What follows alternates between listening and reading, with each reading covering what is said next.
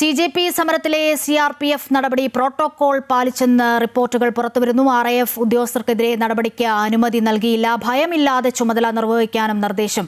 നിയമപരമായി കൃത്യനിർവഹണം നടത്തുന്ന സൈനികർക്ക് പൂർണ്ണ പിന്തുണ നൽകുമെന്നും CRPF director general Gyanendra Pratap Singh വ്യക്തമാക്കിയിരുന്നു. കൂടുതൽ വിവരങ്ങൾ ജിഷ്ണു കൃഷ്ണൻ ഡൽഹിയിൽ നിന്നും നൽകും. ജിഷ്ണു, എന്തൊക്കെ കാര്യങ്ങളാണ് ഈ റിപ്പോർട്ടിൽ പറയുന്നത്? പ്രതിപക്ഷം ഉന്നയിച്ച കാര്യങ്ങൾ അടിസ്ഥാനരഹിതം എന്നുള്ളതാണോ മനസ്സിലാക്കേണ്ടത്? മറ്റു വിവരങ്ങൾ?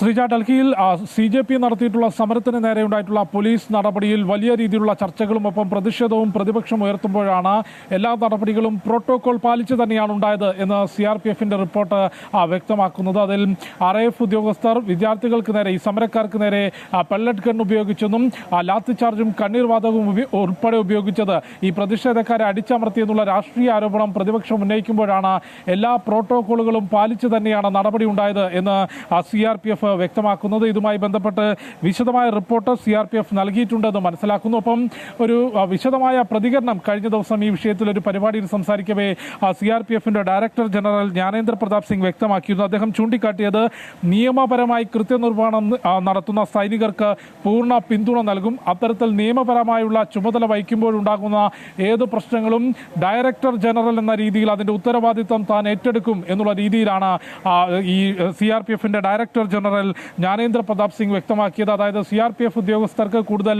ആത്മവിശ്വാസം നൽകുന്ന രീതിയിലുള്ള പ്രതികരണം ഡയറക്ടർ ജനറൽ നടത്തിയിട്ടുണ്ട്. കൂടാതെ ഭയമില്ലാതെ ചുമതല നിർവഹിക്കാനുള്ള നിർദ്ദേശം കൂടിയാണ് നൽകിയിട്ടുള്ളത്.